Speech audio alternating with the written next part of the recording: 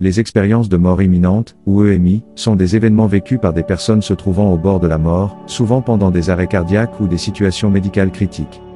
Ces expériences incluent généralement des visions ou des sensations de quitter leur corps, de traverser un tunnel de lumière, de rencontrer des entités spirituelles, ou de ressentir une paix intense.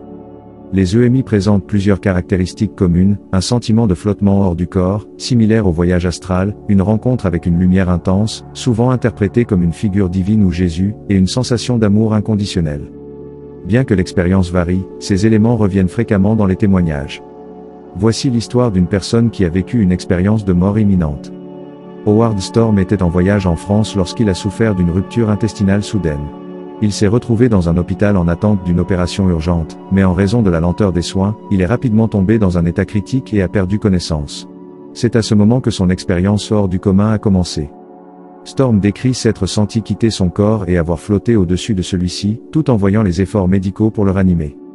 Cependant, ce qui rend son histoire si unique, c'est qu'il dit avoir été entraîné dans une obscurité complète par des êtres qu'il qualifie de sinistres et maléfiques. Ces créatures le tiraient, l'insultant et le malmenant de manière brutale. Storm se souvient d'avoir ressenti une terreur profonde et un désespoir infini. Il décrit cette partie de son expérience comme un voyage dans ce qu'il considérait être un enfer, un lieu de souffrance et de désolation. À ce moment-là, il a commencé à crier à l'aide et à se rappeler des moments de sa vie où il avait entendu parler de Jésus, bien qu'il n'ait jamais été croyant. Selon Storm, après avoir appelé à l'aide, une lumière brillante est apparue, et il s'est retrouvé en présence d'une figure qu'il identifie comme Jésus. Storm décrit cette rencontre comme une expérience d'amour inconditionnel et de paix indescriptible. Jésus l'aurait entouré d'une chaleur et d'une compassion infinie, le sauvant ainsi des ténèbres et des créatures qui l'avaient tourmenté. Pendant cette rencontre, Storm affirme que Jésus lui a montré des moments clés de sa vie dans un processus de révision, lui permettant de voir ses erreurs et de comprendre le chemin de rédemption qui lui était proposé. Après cette rencontre, Howard Storm a été ramené dans son corps physique, où il s'est réveillé à l'hôpital. Cette expérience a bouleversé sa vision du monde et l'a poussé à quitter son emploi de professeur pour devenir ministre de l'Église chrétienne. Il a consacré le reste de sa vie à parler de son expérience et à répandre son message de foi et de rédemption. L'histoire de Storm est l'une des plus citées dans les études sur les EMI, notamment en raison de la transformation radicale qu'elle a engendrée dans sa vie. Il a raconté son expérience dans un livre intitulé My Descent into Death, qui explore en profondeur son voyage spirituel et sa nouvelle compréhension de l'amour divin après son retour. Ceci est l'histoire de cet homme. Il n'est pas le seul dans ce cas. Si vous avez eu ou entendu parler d'une histoire similaire, dites-le nous dans les commentaires. Prenez aussi un moment pour partager si vous pensez que cela pourrait aider d'autres personnes. Partagez vos expériences de EMI. Dans les expériences de mort imminente, ou EMI, et les voyages astraux, des personnes rapportent avoir vu Jésus ou une figure similaire. Jésus est souvent décrit comme une source de lumière brillante, pleine de compassion et de paix. Ces rencontres renforcent souvent la conviction d'un lien avec une réalité spirituelle au-delà de la mort. Les croyants en Jésus, en particulier les chrétiens, rapportent souvent des rencontres explicites avec Jésus lors des EMI, décrivant une figure bienveillante qui les guide vers un sentiment de paix. Ces expériences sont souvent interprétées comme une confirmation de leur foi. De manière surprenante, des non-croyants ou des athées rapportent des expériences similaires. Malgré leur absence de foi en une vie après la mort ou en une entité divine, certains d'entre eux décrivent avoir rencontré une figure lumineuse qu'ils identifient comme étant Jésus. Ces expériences les amènent parfois à reconsidérer leurs croyances. Un exemple est celui d'Alfred Jules Ayer, un athée notoire. Le philosophe Alfred Jules Ayer, un athée convaincu, a vécu une EMI où il a rencontré une lumière rouge intense qu'il a interprétée comme étant la source du gouvernement de l'univers. Bien qu'il soit resté athée, cette expérience a ébranlé ses convictions sur l'après-vie.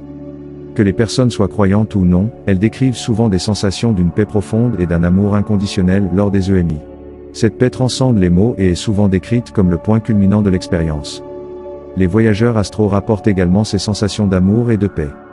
Lorsqu'ils explorent les plans spirituels, ils décrivent souvent des rencontres avec des entités bienveillantes ou des guides spirituels, qui leur procurent un sentiment de sécurité et d'amour.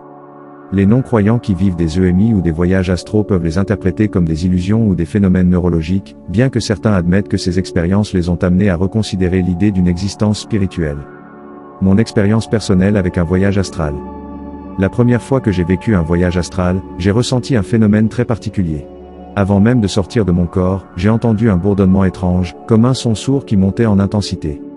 Ensuite, je me suis soudainement retrouvé en dehors de mon corps. Ce moment a été marqué par une peur intense, car je ne comprenais pas ce qui se passait. Tout autour de moi était plongé dans l'obscurité la plus totale. Après un certain temps, je ne saurais dire exactement combien de temps, j'ai remarqué quelque chose d'extraordinaire, je pouvais voir à 360 degrés, dans toutes les directions simultanément. C'était une sensation très étrange et perturbante de pouvoir observer tout mon environnement sans avoir besoin de tourner la tête. Puis, une pensée m'est venue à l'esprit, j'aimerais bien revoir la maison de mon enfance. À peine avais-je formulé cette idée que, sans en être conscient, je m'y trouvais déjà. Ce qui est encore plus fascinant, c'est que j'avais l'impression d'avoir emprunté un chemin différent, comme si je faisais un détour, un peu à la manière d'une promenade tranquille. Pourtant, tout cela s'est déroulé en un instant, presque de façon instantanée. Pendant cette expérience, j'ai ressenti une profonde paix intérieure, une joie intense, et un amour indescriptible. Cette expérience m'a profondément marqué, et même des années plus tard, je m'en souviens avec une grande clarté. Revenons à notre histoire. Les scientifiques suggèrent que les expériences de mort imminente, ou EMI, peuvent être le résultat de changements dans l'activité cérébrale lors de la mort imminente. La libération de substances chimiques comme la DMT, ou des altérations dans les zones cérébrales responsables de la perception corporelle, pourrait expliquer les sensations de flottement hors du corps et de lumière. Les voyages astraux sont plus difficiles à expliquer scientifiquement, mais certains suggèrent que des états modifiés de conscience, induits par la méditation ou le sommeil, pourraient déclencher ces expériences. Comme pour les EMI, il pourrait s'agir de phénomènes liés à la neurochimie du cerveau. Beaucoup de personnes qui vivent des EMI rapportent une transformation spirituelle. Elles se sentent souvent plus en paix avec la mort et considèrent la vie d'une manière nouvelle, souvent avec un accent sur l'amour, la compassion et la spiritualité. Les voyageurs astraux rapportent également des transformations dans leur perception de la vie et de la réalité. Ils se sentent souvent plus connectés à l'univers et plus conscients de l'existence de plans spirituels au-delà du monde physique. Les EMI et les voyages astraux sont des phénomènes vécus par des personnes de toute croyance, religion et culture. Bien que leurs interprétations puissent varier, les similitudes dans les sensations de paix, d'amour et de flottement hors du corps sont frappantes. Voyons maintenant une autre perspective. La NASA a mené des tests approfondis sur les effets de la gravité, en particulier avec des simulateurs de force G pour recréer les conditions que les astronautes peuvent rencontrer lors de décollage ou de manœuvres rapides dans l'espace. Ces tests, souvent réalisés dans des centrifugeuses, poussent les corps des participants à des niveaux de force gravitationnelle extrêmes, ce qui peut entraîner des pertes de conscience temporaires, appelées G-LOC, ou Gravity Induced Loss of Consciousness. Lors d'un épisode de G-LOC, les personnes perdent brièvement conscience en raison de la diminution de l'afflux sanguin vers le cerveau, causée par l'intensité de la force gravitationnelle. Ce phénomène peut être accompagné de visions ou d'hallucinations pendant que le cerveau manque d'oxygène. Certaines personnes rapportent des visions de lumière, des sensations de flottement, ou encore des expériences similaires à celles rapportées lors d'expériences de mort imminente, incluant des tunnels de lumière et des sensations de paix. Les témoignages de ces personnes mentionnent parfois des sensations de détachement corporel ou des rêves étranges et vifs pendant l'épisode de perte de conscience. Cela est dû aux effets neurologiques provoqués par le manque d'oxygène au cerveau, qui déclenchent des phénomènes similaires aux EMI et aux expériences extracorporelles. En reliant les trois cas, les expériences de mort imminente, les voyages astraux, et les pertes de conscience liées aux tests de gravité menés par la NASA, on peut déduire plusieurs points communs et hypothèses intéressantes concernant les phénomènes vécus dans des états modifiés de conscience. Dans chacun de ces cas, les personnes rapportent des altérations significatives de leur perception.